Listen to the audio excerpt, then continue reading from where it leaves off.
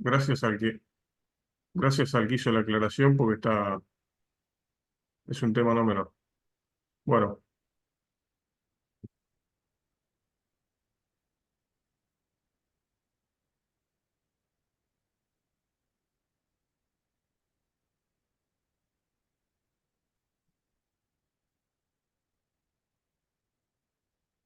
ahí estamos, Waldo. Sí. Estamos bien. Bueno, entonces, como les decía, nos vamos a enfocar, o en general en la región, nos enfocamos en el dengue principalmente y depende del país, Zika y chikungunya, que como les comentaba, en el caso de Paraguay, el año pasado lamentablemente han padecido varias muertes a partir de chikungunya. ¿Qué es el dengue? Claramente es un virus, es un flavivirus, y lo que tenemos que considerar ahí es que hay cuatro serotipos. En realidad son cinco, el quinto es de vida selvática, y al menos por ahora, porque esto es biología, no lo padecemos a nivel urbano, pero hay que tener en cuenta que en la región están los cuatro tipos de virus. En Argentina tenemos tres, donde el 2 es el principal y el uno es el que lo sigue. En el caso del 3 son muy pocos los casos. Al día de hoy que registramos casi 190.000 casos, hay solamente 8 del dengue tipo 3. En Brasil tienen los cuatro. ¿Cuál es el riesgo de que haya distintos serotipos en circulación? Que si una persona tuvo dengue o adquirió dengue en algún momento y en otro momento vuelve a contraer dengue y ese dengue es con otro serotipo del virus, las chances de que manifieste un dengue hemorrágico son un poco más altas. No significa que necesariamente lo vaya a tener, de hecho no importa cuál sea el serotipo, insisto, depende de la idiosincrasia del huésped, hay mucha gente que lo cursa asintomático. Entonces, ese es uno de los grandes temas. Desde el punto de vista epidemiológico, y en el caso del dengue puntualmente, entendiendo que hay gente que se autodiagnostica, dado que algunos de los síntomas tienen que ver inclusive o son comparables con una gripe, hay gente que no acude al médico y se queda en la cama, hay gente que lo cursa asintomático y hay gente que por ahí no tiene los recursos para ir a hacerse un testeo, siempre son números que están subestimados. Y desde la epidemiología se habla de que lo que está expresado estadísticamente, en el caso del dengue puntualmente, se podría multiplicar hasta por 10. ¿Qué quiere decir eso? Que si en Brasil están hablando de cerca de 2 millones de casos, pueden estar hablando hoy tranquilamente de cerca de 20, y en el caso de la Argentina, que estamos en 180, puede ser 1.800.000.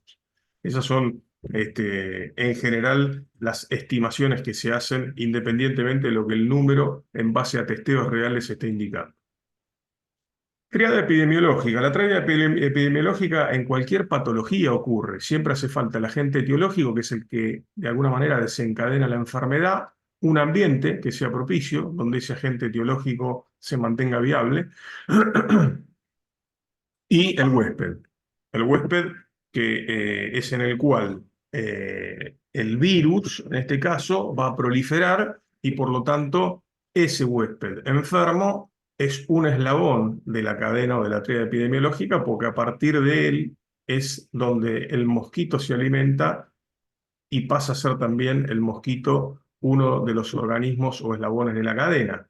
El otro día me preguntaban, una periodista me preguntaba, ¿cuál es su opinión en relación al dengue o en relación al coronavirus? Bueno, claramente es mucho más complicado el coronavirus, donde no hace falta un vector, sino que nosotros, entre individuos, seres humanos, nos lo trasladamos a través del flashing o del aerosol con la tos o un estornudo o a través del contacto en una superficie que pueda estar contaminada. En este caso hay un vector. ¿Es complicado? Por supuesto que es complicado, pero habiendo un eslabón más en la cadena, es otro punto de ataque que uno tendría para evitar que la enfermedad se propague. Y porque además, no siendo transmisible entre personas, claramente también baja el riesgo de contagio. Esto que ven acá es la misma triada epidemiológica donde aparecen algunos individuos. Por ejemplo, el huésped definitivo, que desde la visión antropocéntrica es el hombre, y el mosquito vector. El mosquito vector también es un huésped, porque tiene que adquirir la enfermedad succionando sangre de un individuo enfermo. Hay una ventana de 7 a 10 días en la cual ese virus se replica, se aloja y se acantona en las glándulas salivales, y siendo que el mosquito es un insecto picador-suctor y para alimentarse de sangre usa su bomba faríngea y en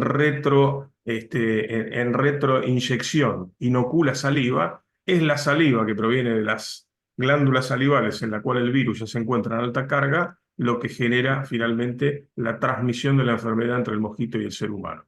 En relación al ambiente, claramente está el ambiente urbano, porque es un mosquito bien sinantrópico, ha evolucionado muy bien y ha aprendido a explotar pequeños receptáculos de agua, sí o sí requiere de un recurso hídrico para proliferar, porque las larvas son de vida acuática, y esos cacharros, recipientes, macetas, que inclusive pueden ser en zonas de baja precipitación y carencia de agua potable, receptáculos de agua de 10, 15, 20 o hasta 200 litros, que son un tema. Bueno, en esos lugares se va a criar el mosquito. Y en general en entornos muy urbanizados. No es un mosquito rural, claramente dependiendo de la zona de la que estemos hablando, puede ser un mosquito inclusive perirural, pero depende básicamente de la diseminación de las personas y del nivel de densidad de población del mosquito. ¿Por qué digo esto? Porque en biología y sobre todo en el caso de los insectos no se puede ser tan tácito. De hecho, las plagas o los organismos, perdón, que hoy no son plaga, pueden ser plaga dentro de 10 años, porque se han adaptado al medio y porque han evolucionado. De hecho, vi que estaba Jorge por ahí, en Morales, y en la Argentina las termitas no son un problema todavía hoy, pero seguramente lo vayan a hacer en algún momento, como de alguna manera hoy son un serio problema en Chile. Y viceversa. El mosquito en Chile hoy no es un problema serio, sí es un problema serio en la región, pero si ya ingresó, lamentablemente va a ir encontrando los mecanismos para adaptarse y que por ahí de acá a unos años el riesgo de padecer un brote de dengue sea un poco más alto. Bien, esto es un poco lo que les contaba antes, ¿sí? La necesidad de adquirir el virus a partir de una persona enferma tiene que cumplirse una ventana de tiempo. Hay dos ventanas de tiempo. ¿Cuánto tarda? Decíamos, entre 6 y 10 días de ingresar en circulación, multiplicarse dentro del mosquito y acantonarse en glándulas salivales, y una vez que inocula el mosquito a una persona sana con la saliva, entre 6 y 8 días puede haber manifestación de los síntomas. A veces puede ser un poco más, a veces puede ser un poco menos, porque de hecho tiene que ver con la fiebre, por ejemplo, tiene que ver con la tasa de multiplicación del virus en el organismo, pero también tiene que ver con reacciones del propio sistema inmunológico. De hecho, hay gente que por ahí lo cursa asintomático. ¿Sí? Y eso es complicado, porque lo cursan asintomático, pero también son un factor de riesgo o factor de contagio, o son un pool de virus que anda caminando por ahí, y si un mosquito los pica, estaríamos más que complicados. Bien, acá hay dos cuestiones no menores, y hay varios papers donde ya se cita, está muy en análisis, sobre todo lo que tiene que ver con la transmisión transovárica extrínseca. Esto significa de la hembra del mosquito a los huevos. En el caso de la transmisión de la madre al feto, tiene que ver con el contacto sanguíneo en el momento determinado, y si la virelia y la carga de virus en sangre es alta, bueno, podría ser que el bebé nacido adquiera el virus de la madre y pueda cursar un dengue, que dependerá de los anticuerpos o no que haya inoculado la madre en ese bebé, cómo se comporte y cómo manifieste la sintomatología. Aparte, no soy médico, no voy a entrar en ese terreno. Pero lo que sí está claro que en el caso de la transmisión del virus de la hembra de mosquito al huevo, dependiendo de en qué momento y carga viral se encuentra en circulación en el mosquito y de la ogénesis, la formación del huevo, hay chances de que exista virus viable en el embrión, lo cual es muy complicado. ¿Por qué? Porque nos estaría hablando de un pool de huevos en el ambiente que podría tener una carga viral donde el mosquito que nace ya esté infectado. Todavía está bajo análisis, la casuística es muy baja, o sea que hoy no está considerado dentro de el mayor riesgo. El mayor riesgo es el virus en circulación, que generalmente inicia con casos importados y después claramente se manifiestan los casos autóctonos en la medida que empieza a ser de gente que no ha viajado y ha habido contagio interno. Bien, hecho ese preámbulo en relación a la enfermedad, vamos a hablar un poco de lo que es el vector en sí mismo. El Aedes aegypti, principalmente como factor de transmisión del dengue, es fácilmente reconocible, si se quiere, básicamente porque se conoce como el mosquito tigre. ¿Por qué se conoce como el mosquito tigre? Pues precisamente por estas manchas blancas que se pueden ver en las patas, por las manchas blancas que pueden verse en el cuerpo. Es un mosquito más bien pequeño de porte. Cuando decimos pequeño estamos hablando de entre 3 y 4 milímetros, ¿sí?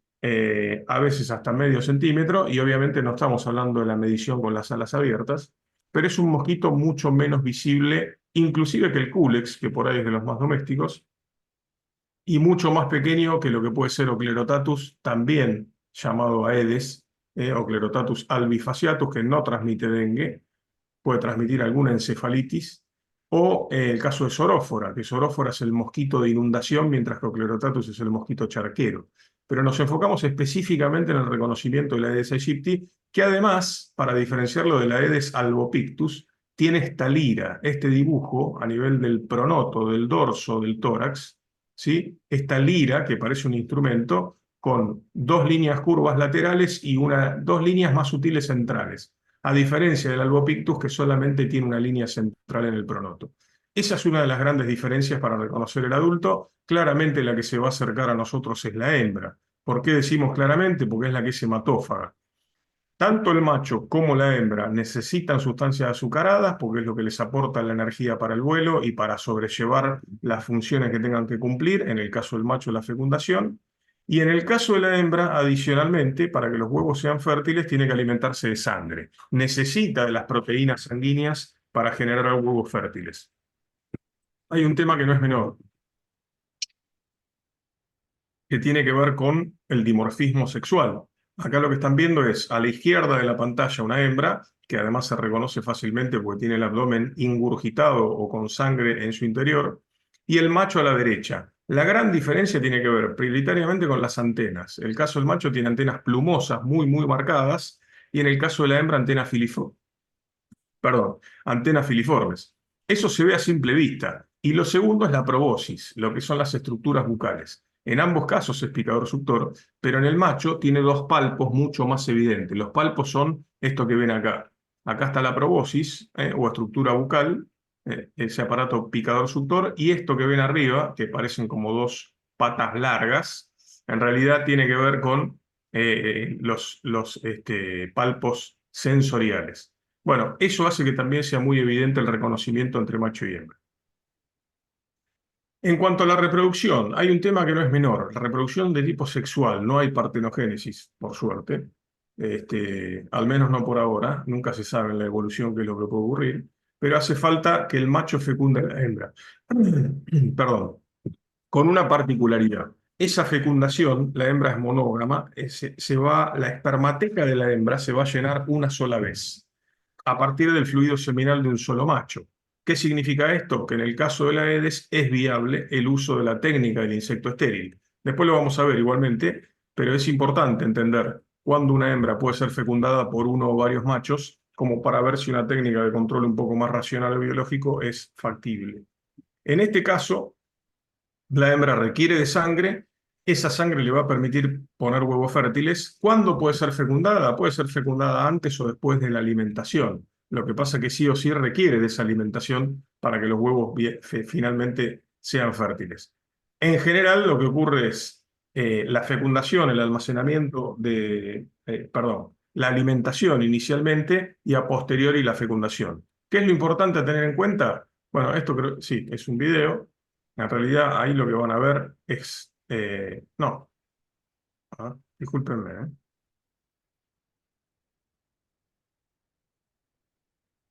Acá, no, tampoco.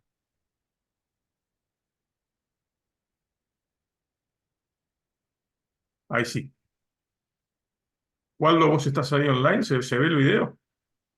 Sí.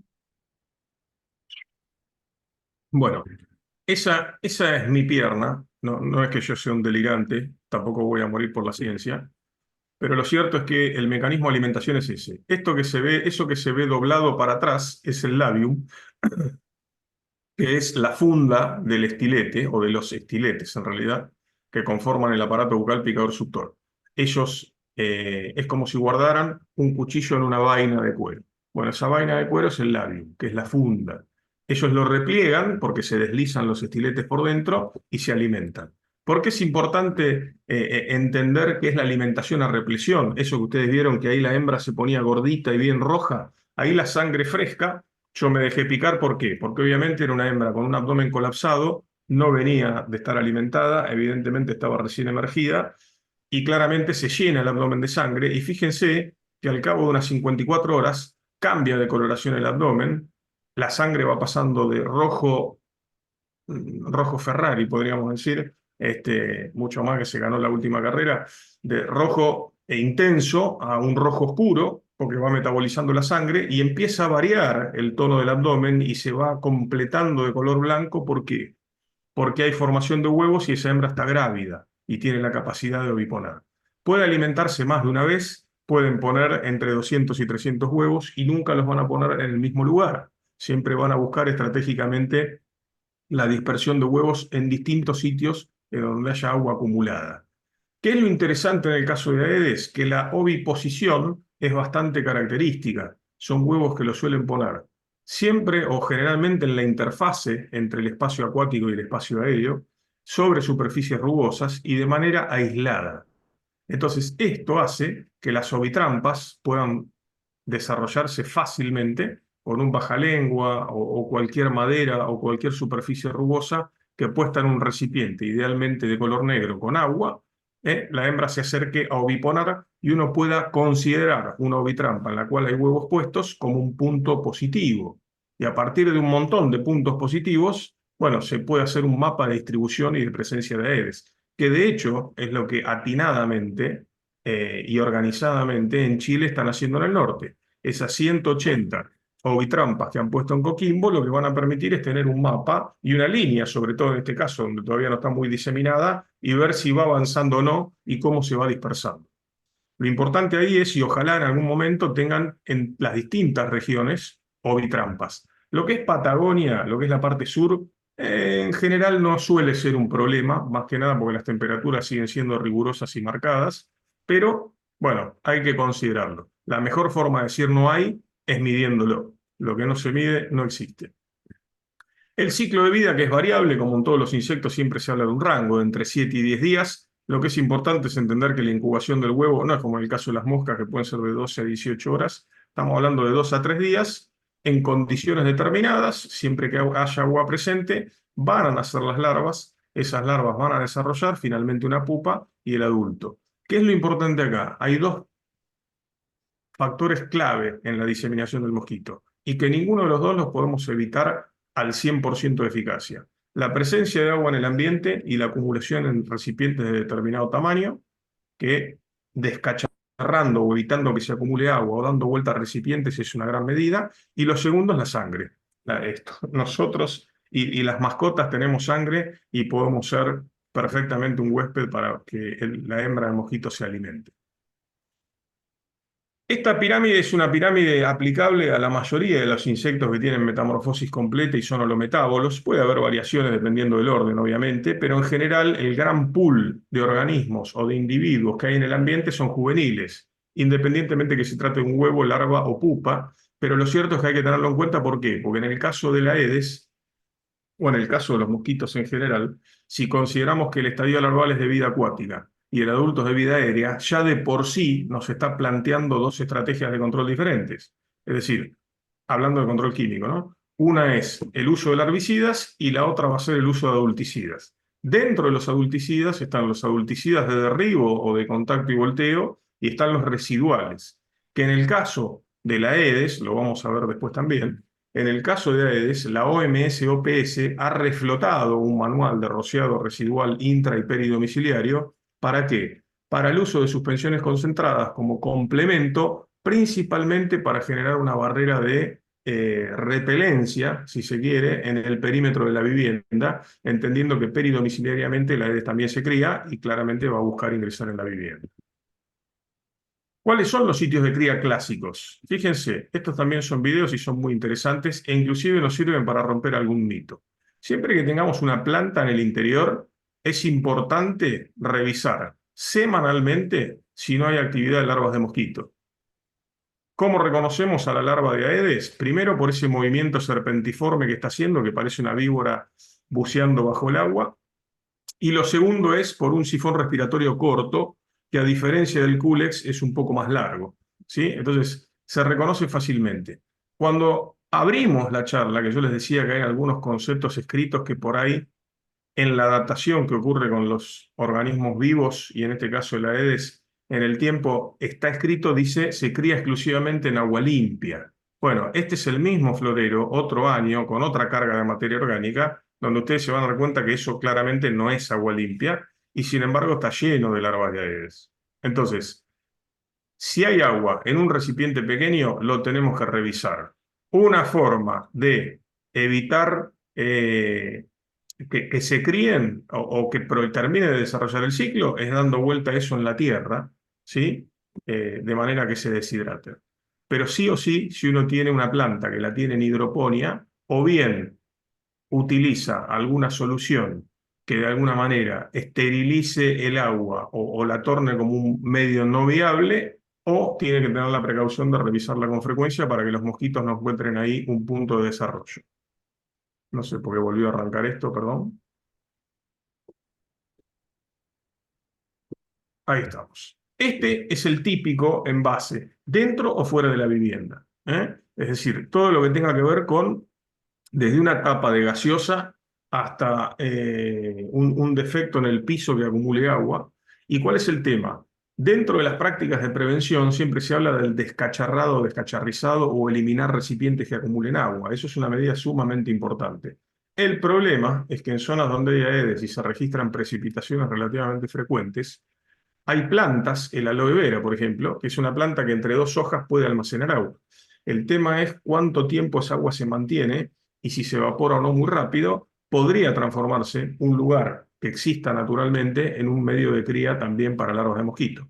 Y esos son los lugares que a veces perdemos de vista. Lo que tiene que ver con recipientes que uno ve, visualiza y puede vaciar, está muy bien, sostener la práctica preventiva. Pero hay que entender también que el ambiente a veces les brinda sitios que nosotros no necesariamente podemos manejar. Esto, por lo menos en la Argentina, es una práctica muy común, el uso de cubiertas para, por ejemplo, en zonas periurbanas, para tapar silo a cielo abierto o ensilaje a cielo abierto para darle a los bovinos. ¿Sería un problema la cubierta en el campo? No necesariamente para Aedes, o sí, depende cuán cerca la zona rural esté de los cascos urbanos. Pero hay que considerarlo. De hecho, en muchos países del mundo la cubierta cortada en 8 se usa como un receptáculo para que la hembra oviponga y después eso se monitoree estando geolocalizada y se utilice como una larvitrampa. ¿Sí? Cementerios. Si el cementerio está dentro de un casco urbano, en una zona muy urbanizada, o la densidad de gente que lo visita es muy alta, son un serio problema. Fundamentalmente porque en los cementerios, está bien, hoy existen las flores de plástico, pero el que no usa flores de plástico y tiene tiene la costumbre de ir a poner flores y esas flores con agua, bueno, esos floreros suelen ser un serio problema a la hora de hacer control. Y este es un escenario más que complicado. El dengue no es una enfermedad que reconoce clases sociales, pero sí es cierto que en las zonas humildes de barrios carenciados la gente no tiene acceso a comprar aerosoles insecticidas de uso doméstico, no tiene acceso a comprar repelentes o no tiene acceso a usar espirales o pastillas termoevaporables. Entonces, bueno, no tiene los recursos como para hacer control del vector, principalmente el adulto, ya sea para controlarlo con un aerosol de venta libre o bien para usar un repelente y haga que el mosquito no lo pique. Pero adicionalmente, como suelen acumular basura, bueno, la basura, hasta una bolsa de nylon plegada, es un receptáculo de agua que permite que el mosquito se críe. Entonces, hay cierta correlación entre barrios humildes y altas tasas de contagio. Eso hay que tenerlo en cuenta. Dos conceptos que figuran también en la literatura y que son muy relacionados a la Aedes aegypti. La endofagia o exofagia, esto significa que el mosquito se puede alimentar dentro o fuera de la vivienda, pero principalmente en lo que es el peridomicilio, ¿sí? Y lo que tiene que ver con la endofilia o exofilia, la tendencia del vector a descansar dentro o fuera de las casas. Prefiere siempre descansar dentro de la vivienda, y cuando digo descansar, la hembra una vez que se alimenta, ustedes, el día que les toque hacer monitoreo de adultos, por ejemplo, dentro de una vivienda, lo que tienen que hacer es mirar debajo de la mesa, debajo de las sillas, debajo de la mesa ratona o la mesa baja, digamos, detrás de las cortinas, en lugares donde el mosquito pueda estar reposando, la hembra, donde pueda estar reposando haciendo su digestión y también tratando de generar o fabricar, dicho vulgarmente, los huevos que necesita poner para proliferar. Entonces, estas son cuestiones comunes. Se dice también, y es parte de lo que puede ser o no un mito, es un mosquito que vuela bajo, sí es real, tiende a desplazarse por debajo del metro, pero esos floreritos que yo les mostré que tenían larvas están a 1,80 m de altura. Entonces, son insectos, tienen comportamientos más habituales, pero no son tontos. Entonces, buscando la sobrevida, si una hembra tiene que ascender por arriba del metro para encontrar un florero, lo va a hacer sin ningún tipo de inconveniente. Y eso hay que tenerlo en cuenta. Sí es verdad que suele picar de la rodilla para abajo, pero ¿por qué? Porque nos suele picar sin que nos demos cuenta cuando estamos sentados, porque como la hembra puede estar reposando bajo una mesa o bajo un sillón o una silla, nosotros sentados rápidamente le ofrecemos un espacio de piel expuesto para que puedan alimentarse. Y eso es una consideración que hay que tener muy en cuenta. Tampoco significa que no nos puedan picar ni en la espalda ni en el hombro. ¿Por qué digo eso? Porque no es que si uno está parado y ve un mosquito volando, no me quedo tranquilo porque sé que la Aedes pica de la rodilla para abajo. Eso es importante entender. Básicamente lo que hay que ver es si se acerca un mosquito, si estoy parado, si es el mosquito tigre y si reconozco que tiene o no manchas blancas sobre un cuerpo prioritariamente negro. Eso es clave, ¿sí? E idealmente que no nos pique ningún mosquito. Bien, en lo que tiene que ver con una estrategia de manejo integrado, si se quiere, fíjense que tanto monitoreo como vigilancia, que finalmente son lo mismo, aparecen en rojo. ¿Por qué? Porque es lo más importante. La vigilancia entomológica, la medición de la diseminación e índices de población que hay en el ambiente son claves para entender cuándo tengo que accionar estrategias de control. Hoy por hoy en el mundo se usa el control focal, que es cuando apareció la persona con sintomatología de dengue y está confirmado, pero nos podemos anticipar. Y en la medida que haya una densidad de población evidente en el ambiente y haya puntos positivos de actividad de mosquito, se podrían accionar regional y localizadamente acciones de control con mucha más eficiencia. Fíjense que acá se habla de la inspección, que es parte de la vigilancia. Inspeccionar es ir a ver en el ambiente, mucho más si yo dejé establecidas ovitrampas o larvitrampas, bueno, si hay presencia o no del vector. En cuanto a la planificación es entendiendo que hay una zona que puede ser compleja, ¿qué es lo que se va a hacer? Comunicación, promover mucho los aspectos preventivos, que ahora los vamos a ver un poco más en detalle, ordenar el entorno, que también es importante, mantener en los lugares comunes que haya o exista la menor cantidad de elementos que puedan acumular agua. El control físico mecánico, el control físico puede tener aspectos preventivos y aspectos de control puntualmente. Usar mosquiteros en las ventanas es un mecanismo de control físico preventivo, porque evita que el mosquito que se cría afuera no ingrese. El control biológico, que existe naturalmente, pero también existe comercialmente. Cuando digo comercialmente es porque hay biofábricas que hoy están desarrollando y diseñando algunos mosquitos en particular de manera de alterar, si se quiere, o las tasas de multiplicación o la posibilidad de que el virus del dengue prolifere dentro del organismo del mosquito y que deje de ser un organismo transmisor. Y finalmente el control químico, sobre el cual también vamos a hacer algunas referencias. En cualquier organismo vivo, las densidades de población son fluctuantes. ¿Y por qué fluctúan? Por la disponibilidad de espacio, por la disponibilidad de alimento, por las condiciones climáticas. Pasa también en los mosquitos.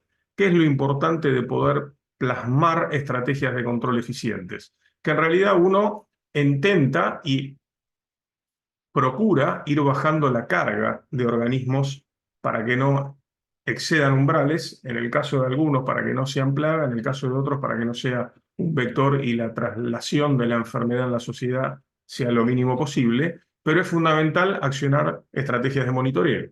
Si yo mantengo, y me van a escuchar repetirlo infinidad de veces, sobre todo porque en la Argentina no se hace, y entiendo que Chile, como les dije, lo está haciendo y empezó haciéndolo, y lo tienen que mantener en el tiempo, es ir viendo cómo evoluciona el vector en la región, de manera de anticiparse a las acciones de control, de planificarlas. Si uno no planifica, reacciona, y generalmente las acciones reaccionarias son mucho menos eficientes que las que están planificadas con tiempo. ¿Para qué? Hay que monitorear y estratégicamente disponer acciones de control para mantener una tendencia baja de la presencia del vector. Si hay una presencia baja del vector y la circulación de virus inicia siendo a partir de un caso importado, bueno, habrá virus en circulación de alguna persona que viajó a una zona endémica, pero no va a estar el vector presente o va a estar en una muy baja carga como para que la enfermedad se disemine. Bien, esto es una ovitrampa. Verán que no es ningún dispositivo de la NASA, no hace falta una inversión sideral. Esto es un recipiente idealmente negro, con un bajalengua en este caso, que es el que usan los médicos, principalmente los pediatras, y lo que permite ofrecer el bajalengua es una superficie rugosa. La hembra de la Aedes lo que va a intentar es en esta zona cercana al agua colocar huevitos que son fácilmente reconocibles. Inclusive la gente que trabaja en el campo lo hace con una lupa de mano y básicamente lo que está evaluando es si hay presencia o no indirecta de Aedes a partir de que la hembra puso huevo ya en ese ambiente. ¿Sí? Una vez que esa paleta tiene huevos, esa paleta es llevada al laboratorio o a un centro de acopio. Depende qué es lo que vayan a hacer con eso, porque hay gente que se dedica a criar esos mosquitos en laboratorio, porque siendo de vida salvaje también se puede evaluar o no con los adultos si hay una resistencia, etcétera, etcétera, o los pueden congelar de manera que dejen de ser un riesgo, pero mantener, si se quiere, cierta relevancia en relación a la cantidad de huevos y la cantidad de puntos que han resultado positivos. Los distintos índices de medición de larvas, no nos vamos a poner a hablar de cada uno, pero básicamente es una cuenta fácil. Si tengo distribuidas trampas, ovitrampas, larvitrampas, o hago captura de adultos, o tengo también distribuidas adultitrampas, lo que tengo que terminar de definir es el índice. ¿Cuántos fueron positivos de cuántos observados? Y a partir de ahí se va a saber cuál es el nivel de presencia en el ambiente. ¿Sí? En cualquier manual de OMS que hoy están disponibles en la Biblioteca Mundial, que es la web, bueno, los van a encontrar y perfectamente los van a poder implementar. Es clave que la gente de campo reconozca las larvas, es clave que sepa dónde ir a buscarlas y que se tome muestra, de manera de poder observar el tipo de larva y si tienen dudas, porque el que está observando por ahí no está demasiado preparado, al menos que se colecte una muestra, se identifique y en laboratorio alguien que haga la determinación si se trata o no de larvas de Aedes. Ahí lo que están viendo, imagínense este escenario a oscuras, la persona con la linterna lo que está buscando es adultos. Esto se llama captura de adultos, se cronometran 15 minutos, después se calcula en relación a la hora, y lo que hace esta persona es buscar debajo de la cama, detrás de los muebles, debajo de estanterías, en zonas escondidas. No, la hembra de Aedes es bastante sutil en eso, como para ocultarse, y lo que ven acá, esta persona de atrás, en un país de subdesarrollo como el nuestro, ¿no? En un país de Chile como Chile, del primer mundo, seguramente lo van a poder hacer con una aspiradora entomológica. Esto acá le llamábamos el chupómetro, que es un tubo de vidrio con una manguera y tiene una gasa, obviamente, para no tragarse el mosquito, pero cuando uno ubicó a la hembra, lo que hace es succionarla, se guarda en un tubo de ensayo y después también, a través de las estructuras morfológicas, se identifica si eso no es que en general y de manera intradomiciliaria en zonas donde es un riesgo. Esto, por ejemplo, era en Foz de Iguazú, eran Aedes. Bien, les hablé de la planificación, que es el segundo escalón dentro de la estrategia de manejo integrado. ¿Y qué es la planificación? Bueno, entender qué es lo que vamos a hacer en una zona si hay foco. ¿Qué se considera como foco? Recipiente con agua que contiene huevos, larvas o pupas. Esto es de definición de cualquier manual de procedimiento en salud pública, pero lo cierto es que en nuestros países solemos llamar foco a la casa en la cual hay una persona que ha dado positivo y está confirmado.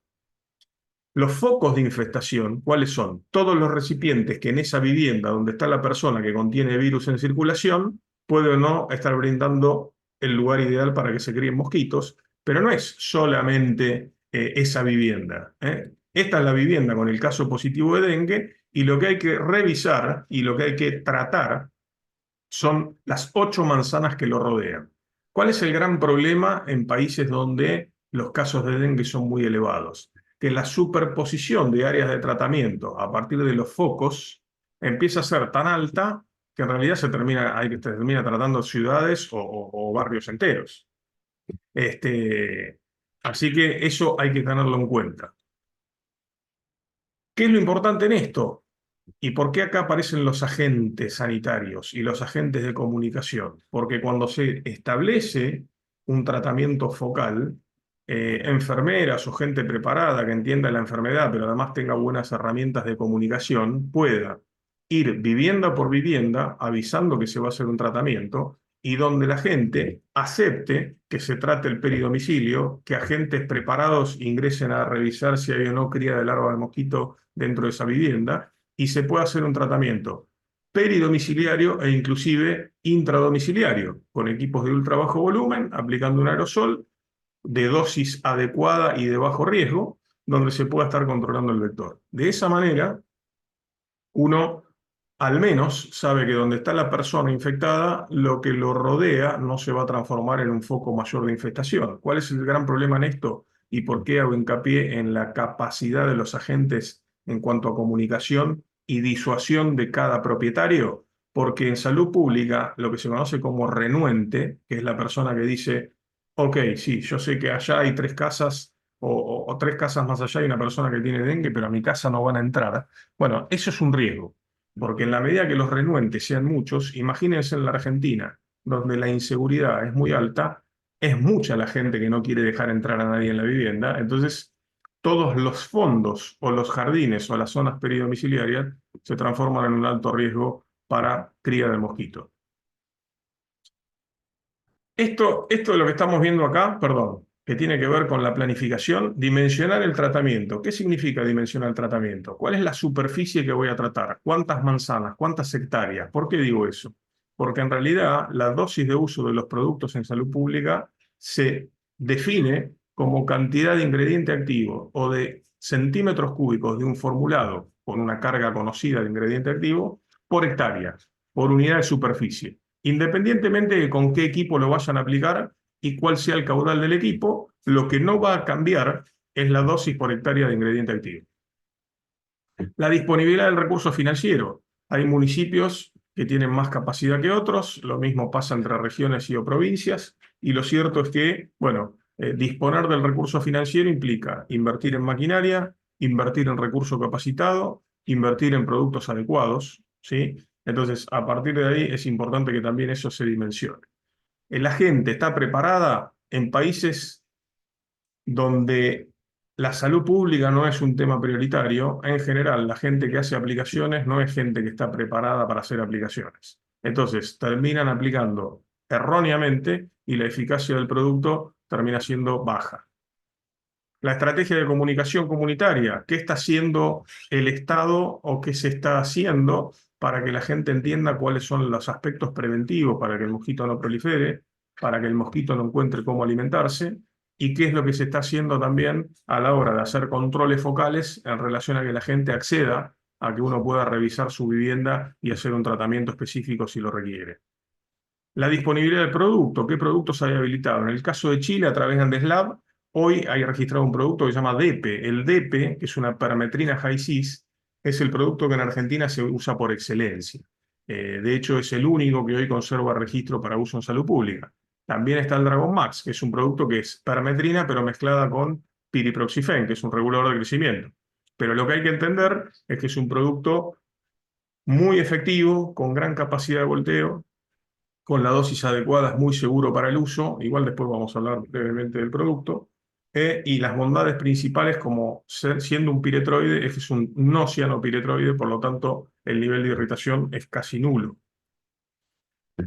Los equipos de aplicación, ¿de qué equipos disponemos? Las campañas de salud pública se hacen en base a equipos de ultra bajo volumen, donde el espectro de gotas vaya entre los 250, entre los 20 y los 50 micrones, y donde la mayor proporción o el volumen medio de las gotas esté más cercano a los 20, de manera que esa gota flote un periodo de tiempo un poco más prolongado y tengamos un gap ahí de 14 a 18 minutos en los cuales la gota cayendo flota lo suficiente como para que el mosquito en vuelo impacte contra esas gotas. Y bueno, y la estrategia de manejo integrado, que es contemplar todo, ¿no? Porque finalmente esto es manejo holístico, donde hay que todo influye en relación a la eficacia que vaya a tener una campaña en salud pública. Cuando digo todo es el clima, la densidad del vector, la disponibilidad de la gente, la capacidad de quien haga los tratamientos, el recurso económico, el impacto social y ni hablar desde la salud pública que eso pueda tener.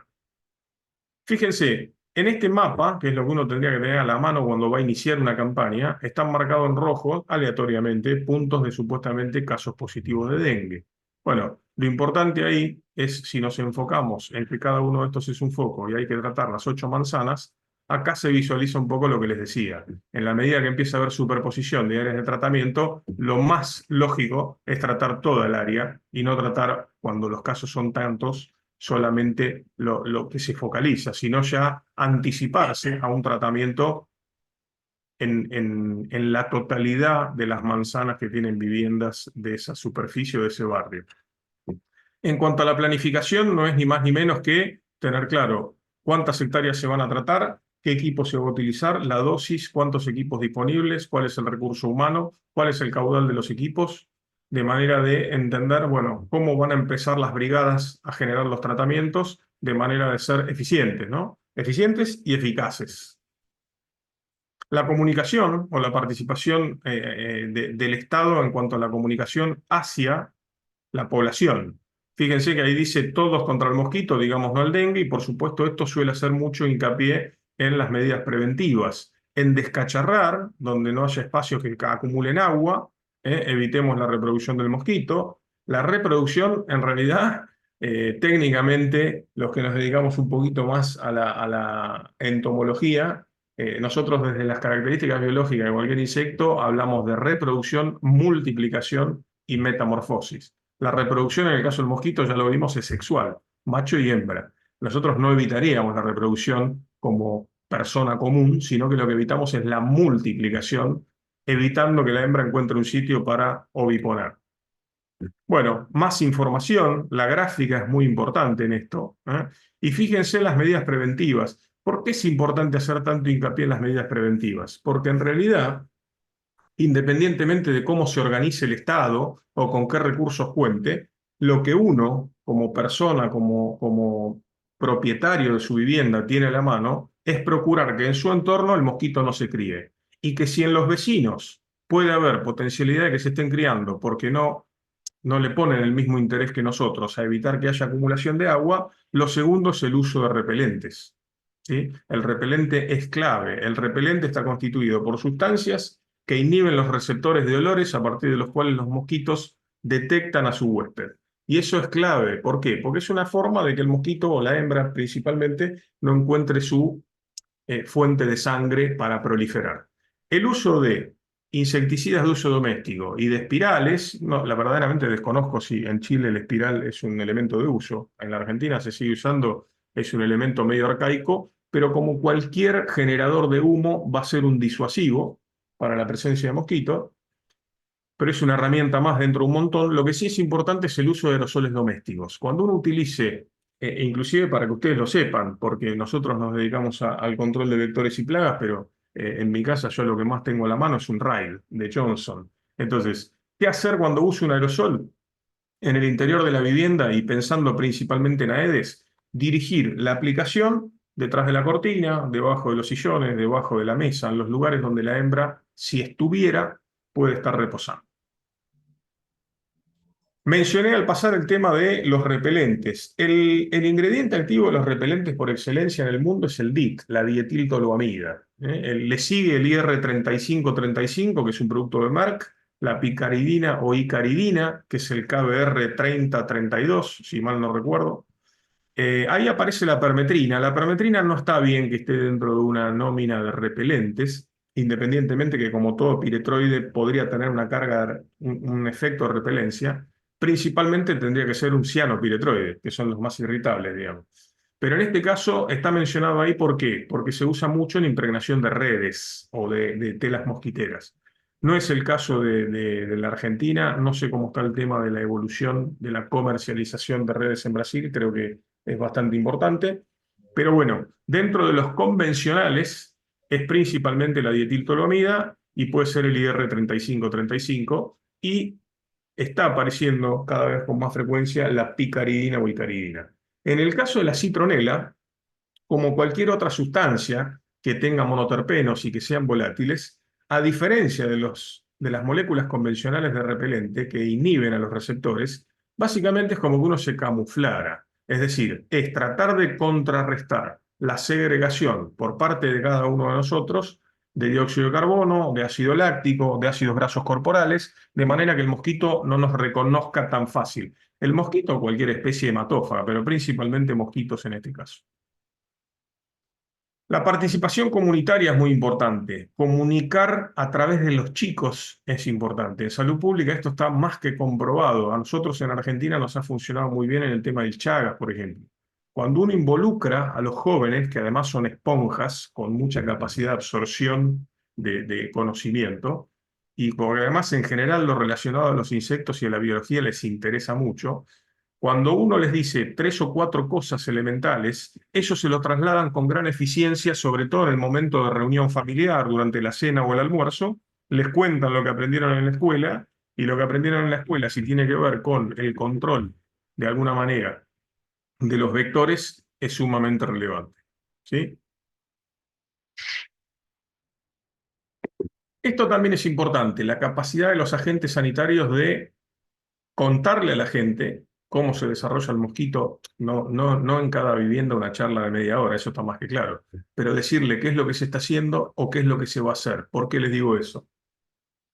Porque cuando uno va a hacer un tratamiento focal, idealmente el día anterior o el mismo día, un rato antes, las viviendas en las cuales uno debería hacer un tratamiento tienen que estar informadas de qué es lo que se va a hacer. ¿Por qué? Porque es muy común la creencia de que si pasa una camioneta aplicando productos, yo cierre las ventanas, porque dicen me voy a intoxicar. Y en realidad, dado que el riesgo de exposición es bajo y la exposición va a ser ese único día y en un momento determinado, los productos son muy seguros y las campañas de salud pública deberían recomendar la apertura de las ventanas para que el spray, para que en realidad la nebulización ingrese y pueda hacer control de los mosquitos que pueda haber alojados adentro. ¿Que cómo se complementa eso? Directamente con una aplicación intradomiciliaria. No es que hay que encerrarse. Al contrario, lo que yo tengo que procurar, siendo que es un mosquito endofílico también, es controlar a los adultos que puede haber dentro de la vivienda.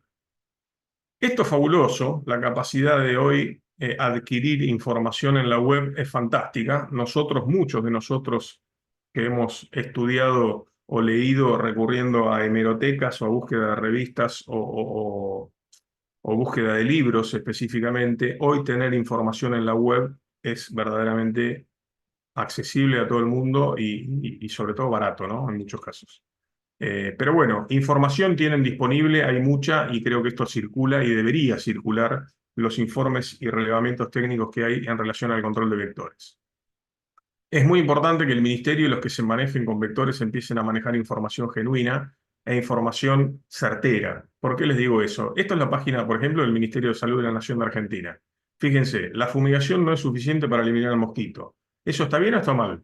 No está mal. Es decir, sí, no es una sola herramienta, tiene que ser manejo integrado, hay que hacer mucho hincapié en los manejos preventivos, pero también hay que hacer control a través de aplicación de producto. Y lo que sí es un grave error es que acá dice la aplicación de insecticidas es una medida destinada a eliminar los mosquitos adultos, pero no a los huevos y a las larvas. Error grave, porque sí hay larvicidas de uso específico y de hecho como el Bacillus thuringiensis, variedad israeliensis, compatible con agua de bebida. Por lo tanto, un Ministerio de Salud Nacional no puede caer en estos errores de comunicación. Esto que ven acá es el ordenamiento del medio. Esto sí es a nivel municipal, el municipio evitando que exista basura o sitios que faciliten la capacidad de la hembra de buscar un sitio para oviponar y que desarrollen el ciclo. El uso de las telas mosquiteras, esto es clave en los hospitales, por ejemplo, y se usa mucho. Cuando hay una persona infectada, la manera de aislarla para que si ocasionalmente ingresa algún mosquito al hospital, no encuentre a su huésped y si éste está enfermo con la carga viral no se transforme en un factor de diseminación, es a través de una barrera física. Los famosos aceites o siliconas, esto de alguna manera limita la respiración a partir de los espiráculos respiratorios de las larvas de mosquito. Hay un estudio relativamente reciente donde dice que el mosquito puede metabolizar oxígeno presente en el agua, independientemente que no intercambie oxígeno del aire directo, pero también es limitado. Es decir, finalmente, si uno durante mucho tiempo mantiene un espejo de agua con una capa de silicona o aceite vegetal que va a quedar en suspensión, si finalmente al mosquito se le va a complicar el intercambio gaseoso y el control de larvas puede ser importante. Trampas. Esta foto, por ejemplo, en la Argentina no la muestro. En Chile, con la capacidad de importación que tienen y seguramente ya la presencia de algunas trampas de monitoreo, estas son trampas de captura de adultos. En este caso, sinergizadas con dióxido de carbono.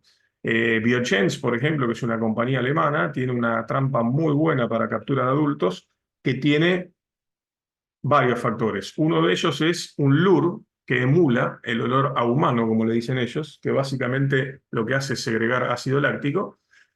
Y los mosquitos atraídos por el ácido láctico e inclusive depende de la especie del mosquito, también por una tira de LEDs de luz, se acercan a la trampa y son succionados por un cooler y finalmente los almacenan en una bolsa. Y eso nos permite hacer monitoreo de actividad de adultos y también evaluar niveles de densidad de población en un ambiente determinado. Ultrasonido. El ultrasonido quiso ser una tecnología incipiente en Estados Unidos. Finalmente no creo que no ha evolucionado, pero básicamente por un tema de costo. Pero tiene lógica entender que a través del ultrasonido distribuido y utilizado en un espejo de agua se pueden controlar larvas. Fíjense, estas son las larvas de mosquito. Cuando escuchan el pulso ultrasonido, ¿qué pasa? Internamente revienta la larva y explota, de la misma manera que ocurre en la litotricia o en la desintegración de cálculos renales en la medicina destinado al ser humano, digamos. Bien, control biológico. El control biológico es hoy cada vez más explotado.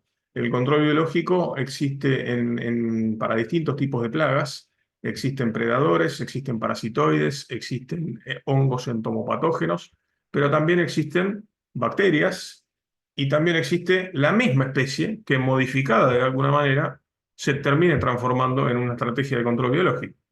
Naturalmente, ¿qué tenemos en relación al control biológico? Bueno, podríamos hablar en el caso puntual de Aedes aegypti, murciélagos y odonatos o alguaciles o libélulas adultos. ¿Por qué digo eso? Porque los odonatos, donde los náyades, que son los estadios juveniles, las ninfas, se crían en agua, no van a estar en los lugares donde se cría Aedes aegypti, que son receptáculos pequeños. Sí pueden ser los náyades un factor de control de larvas importante en otras especies de mosquitos, como por ejemplo Culex o Anófeles. En el caso del alguacil adulto, sí, se va a alimentar de mosquitos, puede ser un factor de control natural de Aedes, y lo mismo los quirópteros. En el caso de Gambusia, que es un pez bastante predador de larvas, pasa un poco lo mismo. No va a haber un pez en un recipiente pequeño donde se esté criando Aedes, y en aquellos lugares que sí pueda estar, seguramente no haya Aedes o larvas de Aedes presentes. Lo que sí es importante tiene que ver con la técnica de Wolbachia y con la técnica del insecto estéril. La técnica de Wolbachia creo que es a partir de la fundación de Bill Gates, entre otras cosas, que se está diseminando bastante y tiene que ver con la inoculación de Wolbachia en huevos de mosquito, pretendiendo que nazcan machos y o hembras de mosquito con Wolbachia en su organismo y la bacteria Wolbachia compite con la proliferación dentro del organismo del mosquito del dengue y por ende no llega a una carga viral lo suficientemente alta como para proliferar. Wolbachia es una bacteria que está presente en un montón de organismos, no estaba presente específicamente en el Aedes aegypti, entonces lo que se está haciendo es tratar de generar individuos para liberarlos al ambiente, que sean portadores de Wolbachia y que eso empiece a alterar la población convencional.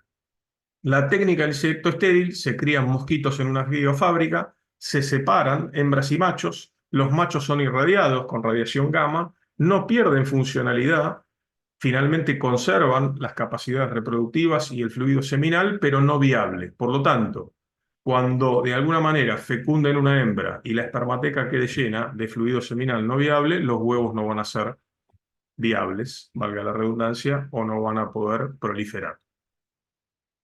Y en lo que tiene que ver con el control químico, lo decíamos al principio, si nos recordamos la pirámide, donde la mayoría de los organismos tienen que ver, la mayoría de los individuos, perdón, tienen que ver con estadios juveniles, sí hacemos hincapié en el control de larvas y sí hacemos hincapié en el control de adultos, con estrategias diferenciadas. En el caso de las estrategias de control de larvas, existen algunos comprimidos vaciaspinosad, el Temefos en algunos países, donde en la mayoría ya se está dejando de usar, porque de hecho se han desarrollado grandes niveles de resistencia. El piriproxifen, uno de los tantos reguladores de crecimiento, y el Bacillus thuringiensis, variedad israeliensis, que es específico de Aedes, mientras que el Bacillus sphaericus se usa más para control de Culex y de Anopheles. ¿Por qué es importante utilizar un regulador de crecimiento? Y en el caso del piriproxifen, que es una piridina, porque es un mimético de hormona juvenil. Y sin volverlos locos, este gráfico lo que nos indica, es que manteniendo de manera exógena un nivel alto de hormona juvenil en las larvas de mosquito, no va a seguir avanzando el ciclo, por ende no vamos a desarrollar individuos adultos. ¿Qué es lo interesante del uso del IGR? Que es muy específico, no va a haber impacto sobre otros organismos acuáticos. Por lo tanto, bueno, la eficacia de control de larvas de mosquito es muy alta. ¿Qué producto tiene Chemotécnica en la Argentina y que se usa mucho? El piriproxifen, el producto se llama Dragón, y fíjense que se utiliza a razón de 100 centímetros cúbicos por hectárea. ¿Cuándo se utilizaría un regulador de crecimiento en el ambiente? Cuando uno tiene certezas que el entorno puede brindar algunos puntos de acumulación de agua adicionales a aquellos que nosotros hayamos evitado o limitado dándolos vuelta o tirándolos a la basura. Pero lo cierto es que si en una canaleta de drenaje de un techo se acumulan hojas y eso retiene agua, no tendríamos acceso, y el hecho de aplicar por ultra bajo volumen o al menos con una motomochila un regulador de crecimiento permitiría que la cantidad adecuada de producto que se deposite en el agua sea eficaz para el control de esas larvas. El Bacillus thuringiensis, también de origen, en este caso, perdón, de origen natural, es básicamente una toxina con cierto nivel, en el caso del israeliensis, de alta especificidad. ¿Y qué es lo que ocurre con la toxina? Sí o sí tiene que ser ingerida. ¿Y qué es lo importante en esto? Entender que las formulaciones de Bacillus thuringiensis o bien son suspensiones o son formulaciones sólidas, que lo que van liberando en el agua es materia orgánica que está de alguna manera inoculada con la toxina y que va a servir para controlar las larvas de mosquito, pero las tiene que ingerir. ¿Por qué digo esto? Porque si uno va a aplicar Bacillus thuringiensis en un ambiente en el cual está monitoreando y ve que hay una alta densidad de larvas.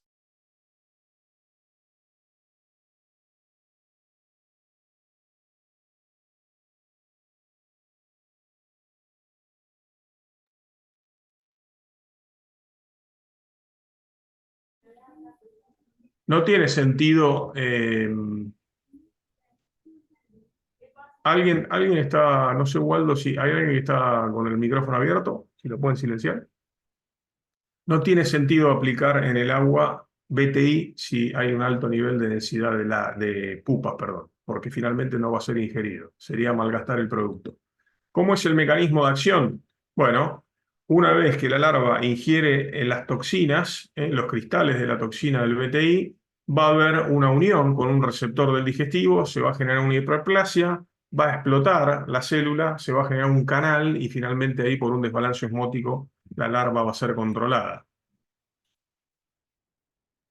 Distintos tipos de formulaciones. En el caso de las formulaciones de Valen, que son las que nosotros comercializamos en la Argentina, son las más estables. Son productos muy, muy efectivos y verdaderamente con mucha calidad en cuanto a la formulación. En lo que tiene que ver con toxinas, se habla de unidades tóxicas internacionales. La formulación líquida tiene 1.200 unidades y se usa a razón de 300 a 2.400 centímetros cúbicos por hectárea. Ustedes dirán, bueno, pero de 300 a 2.400 es una gran diferencia, y la dosis se va incrementando en la medida que el contenido de materia orgánica en los potenciales sitios de crianza pueda ser alto. El más elegido en el caso de la EDE, siendo que se controlan en pequeños espacios, suele ser la briqueta, ese anillo que ven ahí, que tiene 7.000 unidades tóxicas internacionales, y dada la carga de activo que tiene, lo que permite es aplicar un anillo cada 9 metros cuadrados y con un periodo de durabilidad de 30 días. Eso lo hace muy seguro. De hecho, se puede usar perfectamente en recipientes de hasta 200 litros en los cuales se acumule agua y es compatible con el agua de bebida. Por lo tanto, la gente puede consumir el agua igualmente. Esta es la suspensión concentrada, que básicamente lo que tiene que ser desde el punto de vista de la calidad de formulación, una suspensión bien constituida, de manera que no precipiten las toxinas que son finalmente el ingrediente activo. Sumamente seguros, muy específicos, como decíamos, el Bacillus thuringiensis variedad israeliensis, no tienen solventes orgánicos, se pueden, mediante goteros de 100 centímetros cúbicos, entregar a la gente, sobre todo en aquellas zonas donde verdaderamente la acumulación de agua es una necesidad, y son aplicables directamente, son LPU o listos para usar, no necesitan mucha tecnología para ser aplicados y desde el punto de vista de equipamiento se pueden aplicar hasta con cilindro de compresión manual o mochila de espalda manual. No hace falta equipo muy sofisticado. En lo que tiene que ver con el control de los adultos, y esto es importante, formulaciones base piretroides, en algunos países organofosforados, sobre todo en aquellos casos en los cuales empiezan a registrarse niveles de resistencia. En la Argentina está ocurriendo, históricamente se usan piretroides, pero a partir de ahora es necesario en algunas regiones empezar a utilizar pirimifosmetil, por ejemplo. Y en el caso del butóxido, que es un sinergista. ¿Qué nos permite el butóxido de piperonilo? Adquirir o recuperar algo de actividad en relación al uso de piretroides si es que estamos en una población resistente. ¿Por qué? Porque el butóxido de piperonilo es un inhibidor de oxidasas de función mixta, que son las enzimas que dentro del insecto degradan a los piretroides. Si estamos en una población donde la resistencia viene de la mano de una mayor proporción de enzimas detoxificantes, bueno, el butóxido de piperonilo tendría un sentido.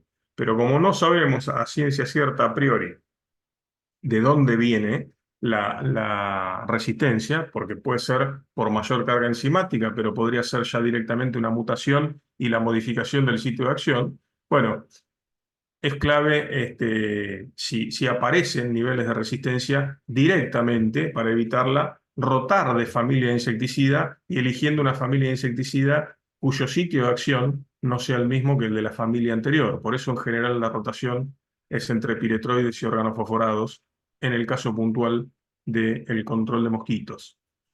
Y esto es para derribo o volteo. Y fíjense que aparece también en este caso como piretroide, que podría ser en el caso de algunas suspensiones también fosforado, en la formulación, la aplicación residual.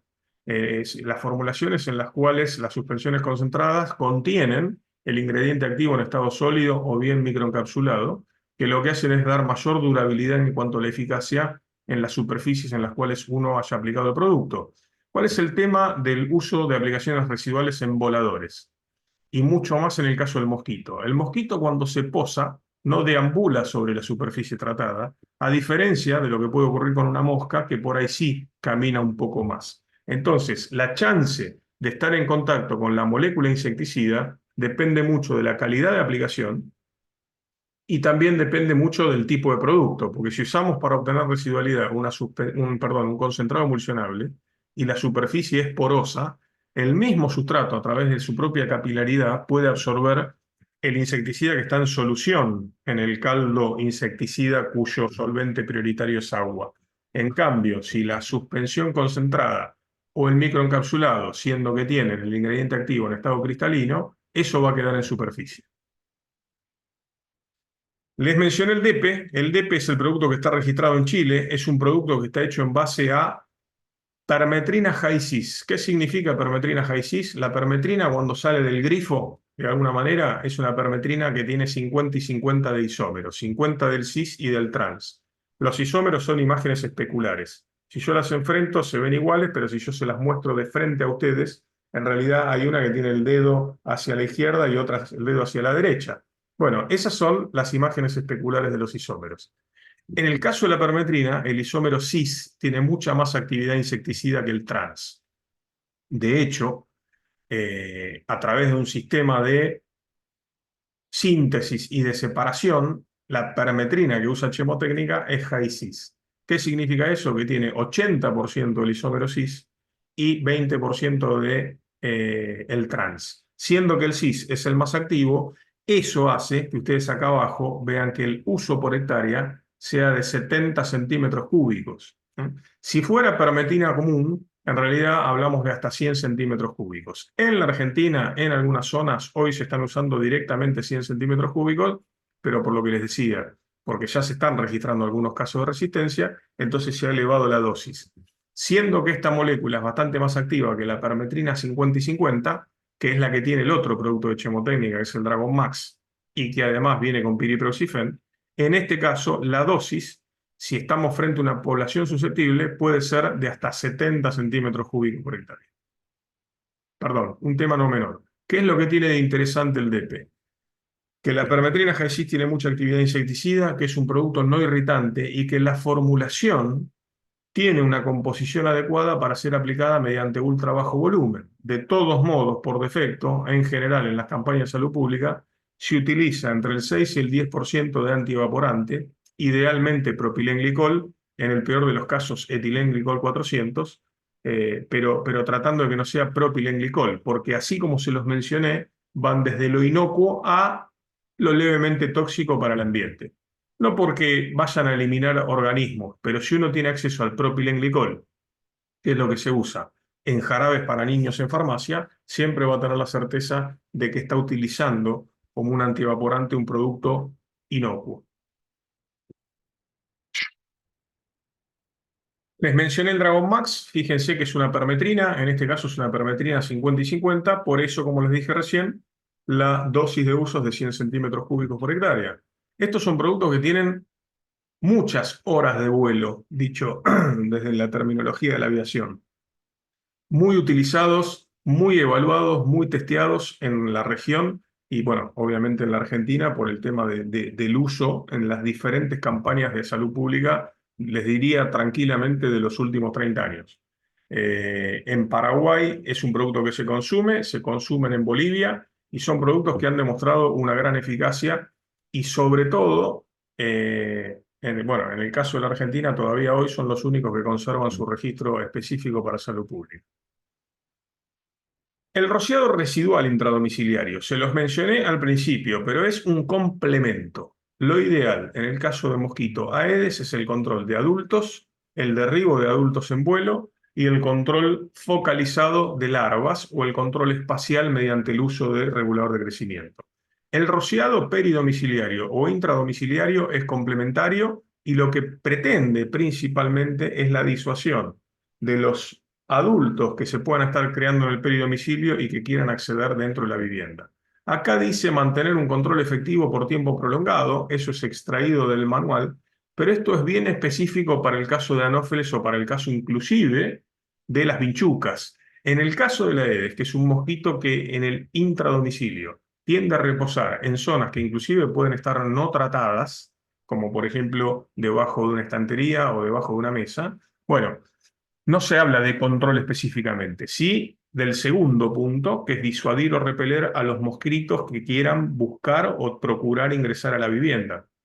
Que dicho sea de paso, lo más efectivo para eso es el uso de las telas mosquiteras. Sí es verdad que si uno quiere aplicar, inclusive entre la vegetación, siendo que es una zona de baja precipitación, una suspensión concentrada, la capacidad o la residualidad puede ser superior a la de un concentrado emulsionable, pero siempre limitado a las condiciones medioambientales. Bueno, algunas más definiciones. Esto lo que tienen acá es un rociado residual intradomiciliario, destinado en este caso por las campañas por las brigadas de salud pública en el NEA, en lo que es Misiones en la Argentina. Un operario aplicando por fuera y otro operario aplicando por dentro, siempre y desde el punto de vista de la salud pública, en este caso con un equipo guaraní de acero inoxidable, con válvula de presión para que trabaje a 40 psi y con una boquilla 80.02 que es la que le permite generar bandas de aplicación y minimizar las zonas que puedan quedar sin tratamiento. Pero siendo que son gotas gruesas, y si son superficies sumamente absorbentes, donde el ingrediente activo va a quedar inmovilizado en superficie y disponible, pero no va a chorrear ni a difundir, bueno, puede ser que el mosquito se pose justo en una pequeña zona donde no haya tratamiento. Por eso insisto en que es complementaria, pero no es la estrategia de control más eficiente para mosquito y mucho menos para Aedes aegypti. ¿Qué producto se usa para esto? El cipertrin es un producto que en Chile también está registrado, una gran formulación sumamente estable en base a beta-cipermetrina. La beta-cipermetrina es un piretroide muy, muy activo. Fíjense que estamos hablando de un piretroide comparado con la cipermetrina, que es muy eficaz a 5% de concentración, sólido en su estado natural, por eso permite formular una suspensión concentrada, porque micronizando las la molécula, bueno, eso se suspende en un núcleo de agua con los agentes de incremento de densidad del agua como para mantener a los cristales en suspensión. Esta foto quedó desactualizada. El envase hoy es un envase cilíndrico, no es un envase dosificador. ¿Por qué se cambió? Se cambió principalmente porque este envase contenía o conservaba mucho residuo cuando se vaciaba y terminaba siendo antieconómico para ustedes, para los que lo consumen, porque el costo del envase era muy elevado y porque el residuo de producto deformulado dentro del envase era mucho más alto. Esto es lo que ocurre y por eso son suspensiones suspensiones concentradas y productos residuales, porque una vez que evapora el agua como solvente prioritario, bueno, los cristales quedan disponibles ahí en superficie. ¿Con qué se aplican tanto los reguladores de crecimiento como estos productos? Con los equipos más convencionales, tanto de compresión manual como de compresión sostenida y las motomochilas, principalmente, cuando hablamos de aplicaciones peri o intradomiciliarias. En el caso del control de adulto en vuelo, los equipos elegidos son equipos de ultra bajo volumen, básicamente porque el tamaño de gotas nos permite incrementar notablemente la superficie espacial sobre la cual va a haber gotas en suspensión. ¿En suspensión por cuánto tiempo? En suspensión por no más allá de los 14 a 18 minutos, que es lo que nosotros buscamos. Entonces, cuando ustedes hagan aplicaciones de ultra bajo volumen para control de mosquitos, ¿cuál es la residualidad en exterior de esta aplicación? Nula, no se habla de aplicaciones residuales, porque la gota va a ser viable para que el mosquito impacte contra ella en la medida que esté suspendida en el ambiente. Hablando específicamente de Aedes aegypti, y digo eso porque a veces uno ve que con motos mochila, por ejemplo, que no necesariamente es de ultra bajo volumen, se hacen aplicaciones a plena luz del día, en las horas de mayor radiación, y se pulveriza sobre la vegetación e inclusive sobre el césped. ¿Podría tener un efecto para control de mosquitos? Sí, pero no para Aedes aegypti, sino para otras especies de mosquitos. Equipos de ultra bajo volumen de uso intradomiciliario o peridomiciliario, donde el aerosol pretende controlar a los mosquitos que se puedan estar desplazando de un lado al otro por su propia actividad o por la influencia de la misma aplicación y de las gotas flotando que van a hacer que se movilice. Termonebulizadoras. El uso de termonebulizadoras es importante, sobre todo en zonas de alta vegetación.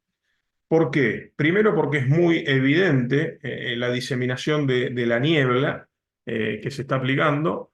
Y segundo, porque generan un tamaño de gota adecuado. Se usan con solventes, se usan con queroseno desodorizado, se usan con gasoil o con agua.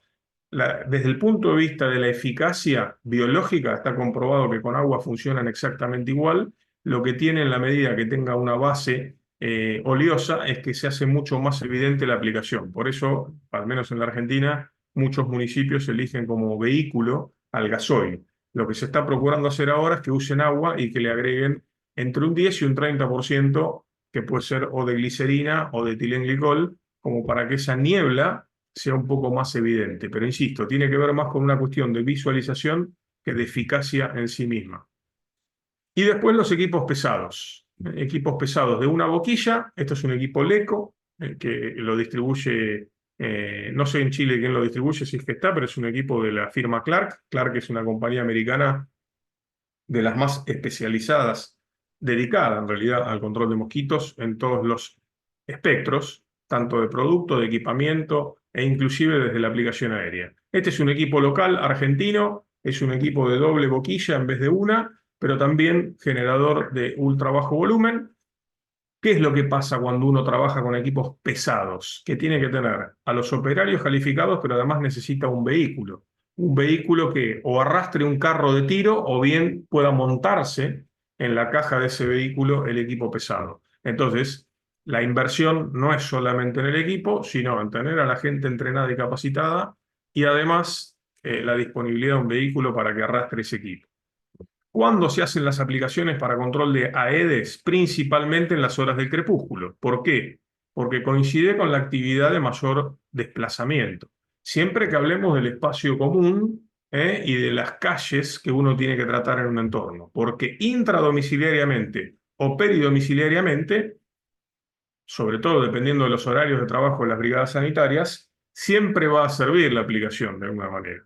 Pero en la medida que hagamos aplicaciones en espacios comunes o en las calles, debería buscarse los horarios de mayor actividad del mosquito, que inclusive coinciden con los de menor radiación, porque las gotas son tan pequeñas que si yo estoy aplicando estoy realizando una aplicación de ultra bajo volumen a plena luz del día, a las 12 del mediodía, entre las 10 de la mañana y las 4 de la tarde, que es donde el suelo además está más caliente, es muy factible que la evaporación de esas gotas sea mucho más rápida y que además el direccionamiento del nebulizado que estoy generando no sea el ideal. ¿Cómo se aplica? Esto no es ningún invento, ¿eh? Esto lo tienen todo también en los manuales de OMS disponibles. Acá hay dos factores a considerar, tres en realidad. La velocidad del viento, que tiene que ser inferior a los 15 kilómetros por hora, la velocidad de desplazamiento del vehículo y la dirección que uno va a adquirir con el vehículo, considerando previamente la dirección del viento. ¿Por qué? Porque uno no rodea cada manzana. Uno lo que hace es trabajar en zigzag especulando con el desplazamiento de la nube insecticida a partir de una brisa o leve viento. Si estamos trabajando en una zona donde hay viento de 30 kilómetros por hora, el establecimiento de esa nube aplicada para que el mosquito impacte es muy bajo porque corre muy rápido. Entonces son todos factores que hay que considerar. Pero insisto, la aplicación espacial termina siendo un complemento también de mayor eficacia que la aplicación residual, pero ¿a qué? A la aplicación peri e intradomiciliaria que se pueda realizar con un operario. Y esto para ir definiendo, bueno, ¿qué nos conviene utilizar? Esto es una termonebulizadora montada, montada en vehículo, perdón, aplicando con base agua y esta aplicando base gasoil. ¿Hay alguna diferencia desde el punto de vista de la eficacia biológica para el control del mosquito? No. Lo que sí hay, obviamente, es una marketing, si se quiere, que muchas veces las zonas de salud, dependiendo del municipio, lo utilizan para qué? Para bajar la ansiedad en la gente, porque esto obviamente es mucho más evidente que lo anterior. Es decir, la imagen anterior se está aplicando, pero no es tan visible, el impacto visual no es tan alto. Desde el punto de vista de la salud pública y de la estrategia, los que entienden de eficacia biológica, digamos, deberían siempre pregonar el uso de base acuosa, básicamente porque es inocua y mucho más barata, inocua o mucho más segura para el ambiente y además mucho más accesible en relación al precio que usar querosén desodorizado o gasoil.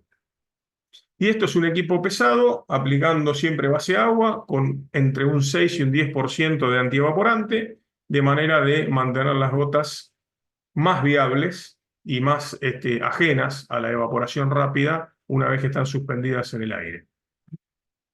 Aplicación aérea, para ir cerrando, y siendo que estamos hablando para Chile, es un tema que habrá que analizar de acá al futuro. En Argentina se está empezando a analizar, hay muchos países del mundo que lo utilizan para campaña de control de vectores.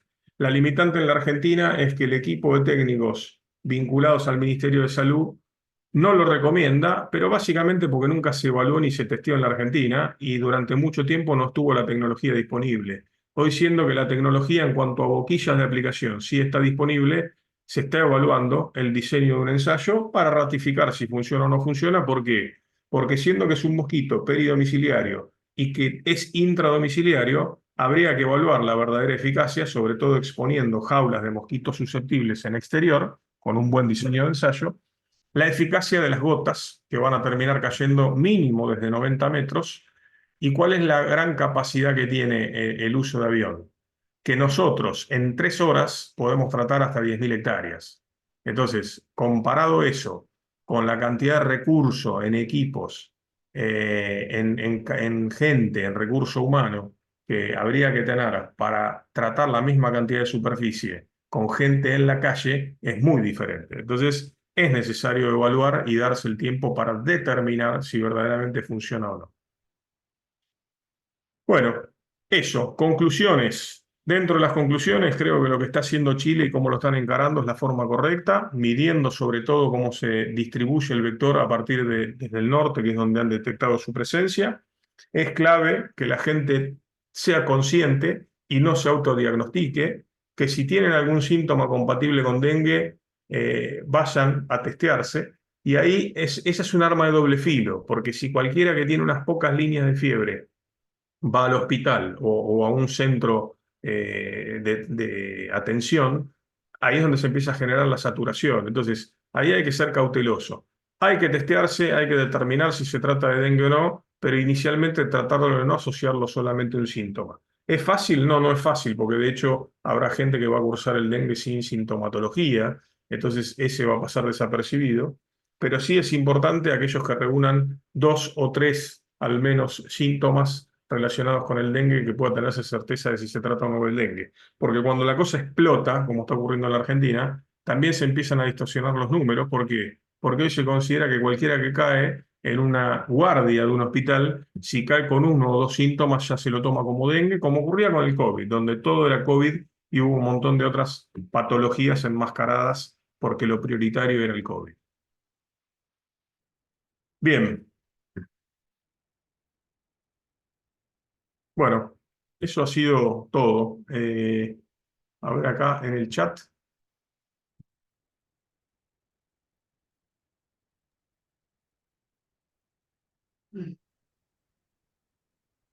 Gracias, Sí, Guillermo. bueno, perdón, sí, acá la primera pregunta sí es tal cual, digamos, no nos referimos solamente a la Aedes. Los mosquitos en conjunto son los individuos que más gente eliminan en el planeta.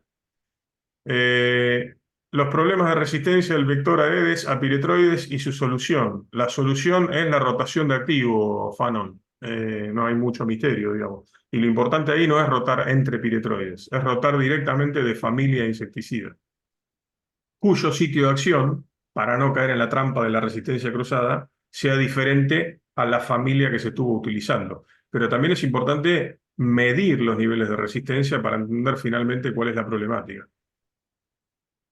Alberto, dado que en Chile el dengue y su vector están aún en una fase incipiente, ciertamente las medidas preventivas son más efectivas, por supuesto, eso es clave, digamos. Por eso digo que están haciendo lo que tienen que hacer, trabajar con la comunicación, sobre todo con la vigilancia entomológica y promover mucho las estrategias de prevención.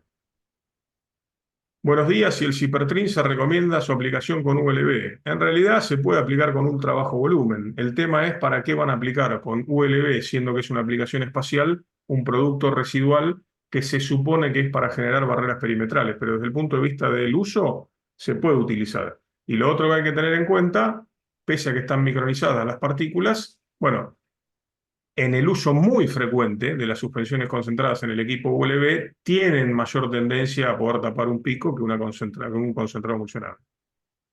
¿Existe riesgo de proliferación de la especie en las piscinas o el cloro lo evita? En primer lugar, la piscina no la va a elegir, mucho menos porque las piscinas tienden a ubicarse en zonas de radiación solar directa. A la EDES no le gusta el sol directo. No significa que si hay una pileta pequeña que se arme debajo de un techo porque la persona quiere mojarse pero no está en la radiación solar, no pudiera aparecer ocasionalmente una larva de Aedes o unas larvas de Aedes, pero no es lo que más va a elegir.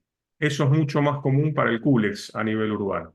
Y si la pileta está bien clorada, o mejor dicho, el pH de la pileta es el adecuado para que no haya materia orgánica en suspensión, obviamente tampoco van a tener mucha fuente de alimentación los mosquitos.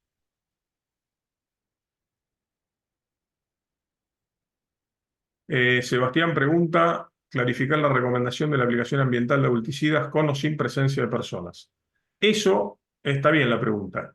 La presencia de personas no afecta, es decir, nosotros como personas, a una carga, a la dosis adecuada de uso del producto destinado al control de vectores en una aplicación una vez por semana, no hay riesgo de toxicidad. Por supuesto que si una persona es alérgica, va a tener que o irse de la vivienda si hay que hacer un tratamiento intradomiciliario o va a tener que quedar aislada.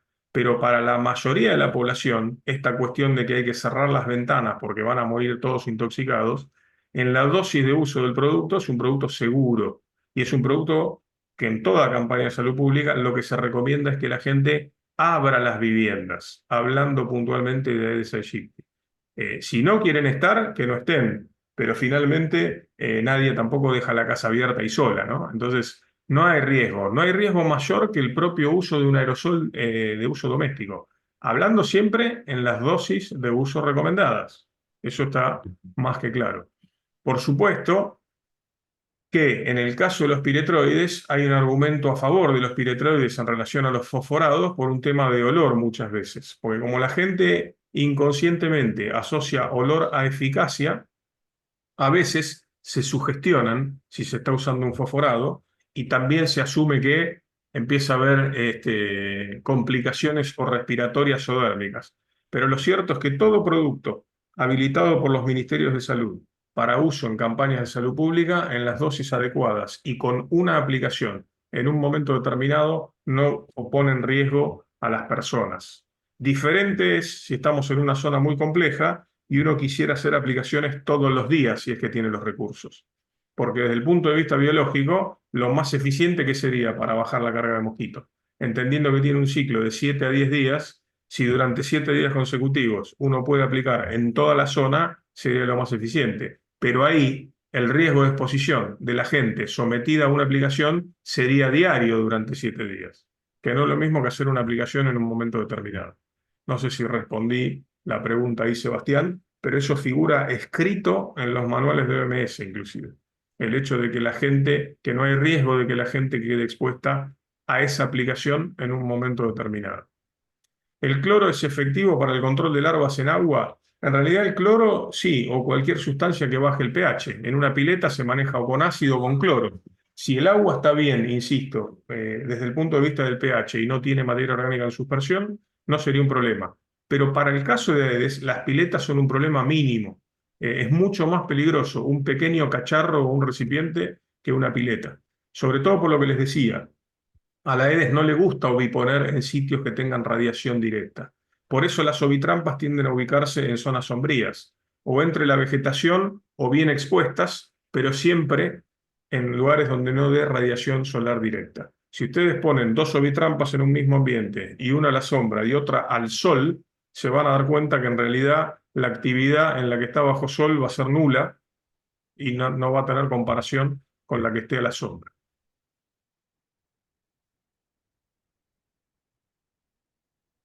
Em, ¿Tiene referencia sobre un larvicida natural a base de clorofila y feoforbida? No, yo no lo conozco. En Chile está disponible un producto a base de este ingrediente. La verdad que no lo conozco, pero me imagino que si está habilitado debe haber cumplido con los ensayos de eficacia. ¿Son efectivas las aplicaciones de reguladores de crecimiento con bajo volumen? Claro que sí. De hecho, está testeado, yo les mostré un producto ahí, el Dragon Max, que es un producto dual para control de adultos y larvas que ¿cuándo se utilizaría? Se utilizaría en situaciones, por ejemplo, de barrios carenciados, donde la presencia de basura y de recipientes ocasionales para que el mosquito biponga son muchos. Por alguna razón no se hace limpieza o si se hace rápidamente se vuelve a saturar de basura. En esos sitios es ideal el uso de productos duales, porque uno estaría controlando al adulto el vuelo y por decantación y deposición de las gotas estaría depositando el regulador de crecimiento en esos pequeños sitios de cría. ¿Desde cuántos milímetros de profundidad es el cacharro ideal para que las hembras depositen huevos? Desde 1 centímetro hasta, puede ser 1 metro.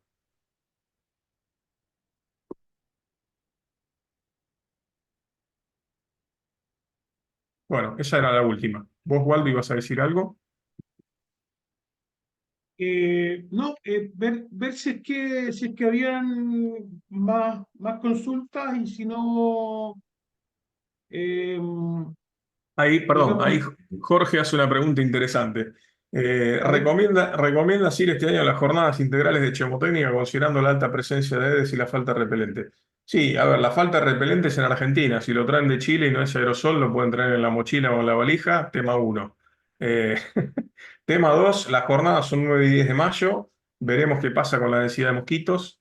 Tema 3, en la zona de la UCA donde se realiza. Hoy todavía la incidencia de casos hay, no es que no hay, pero no son de los lugares más complicados. Y bueno, y finalmente si uno toma la medida del uso del repelente, claramente es importante. Desde el punto de vista del programa técnico, por supuesto que lo recomiendo. Desde el punto de vista del dengue y los mosquitos, eso queda a criterio de cada uno.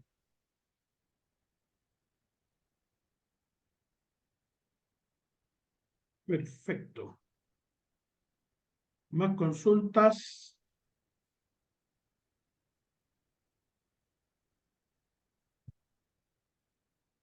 Al parecer no hay más consultas, Guillermo. No, los Bueno, liberamos. oye, bueno, reitero entonces mis agradecimientos a Guillermo representando a Chemotécnica y les agradezco a todos los participantes, como así también agradezco a los distribuidores que están hoy día en Chile apoyándonos en la venta de estos productos y los nombro: Comercial Kaizen, Comercial Insam, Profesional Plagas y Copargo. Ustedes pueden acudir a ellos para encontrar ahí toda nuestra línea de chemotécnica. Y bueno, será hasta una nueva oportunidad donde esperamos estar con algún tema tan importante como este. Así que eso sería todo. Muchísimas gracias. Gracias a todos, ¿eh? Muchas gracias. Chao, chao. Nos vemos. Oh, gracias a todos. Chao, Guille, saludos. Chao, chao, nos vemos.